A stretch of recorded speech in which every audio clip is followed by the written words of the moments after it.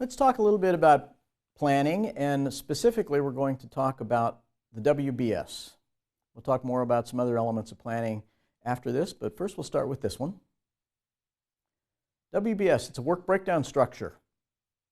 It's a way to plan the tasks for a project. It's a way to display the tasks for a project.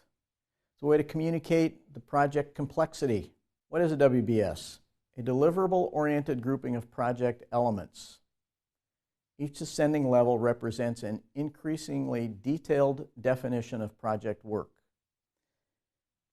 This is the official definition from the Project Management Institute. Let's talk just a little bit about two schools of thought on the WBS. Some people say that the work breakdown structure should include the deliverables and a high level of work, but not all the details of work.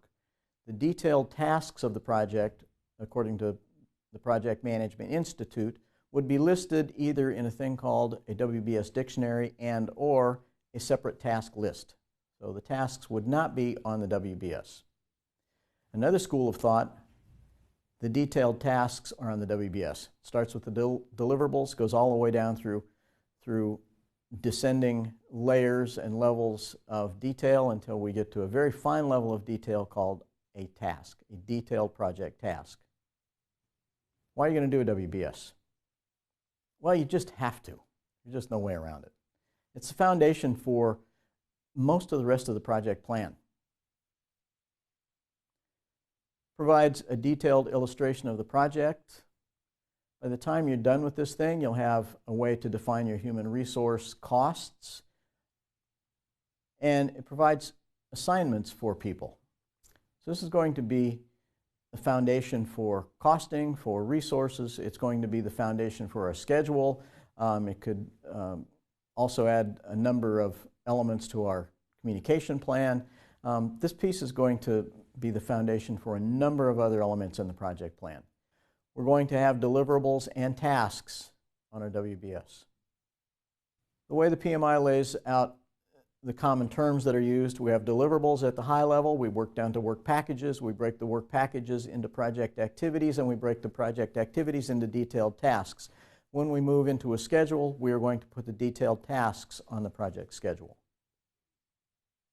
Two major schools of thought like we talked about, only deliverables and work packages, or everything. And on ours, we will put everything. Really doesn't matter which one of these you do. You just need to put all of this information someplace. So PMI has listed out a WBS dictionary and a task list. In addition to the WBS, we are going to put everything, like I said, on the WBS. Doesn't make any difference how you do this, just as long as you have all that information someplace. Identify the tasks.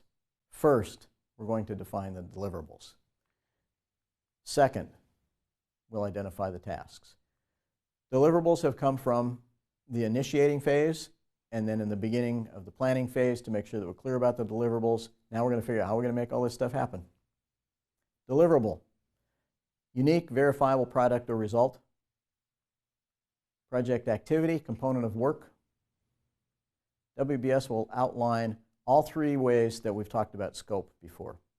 It will show us the product scope, all the deliverables, all the things. It will show us all the work, and together it's going to show us the total scope of the project.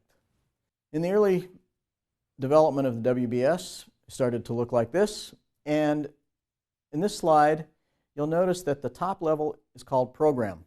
Program is a group of related projects that together these projects make up one total thing, one total entity of some kind called a program.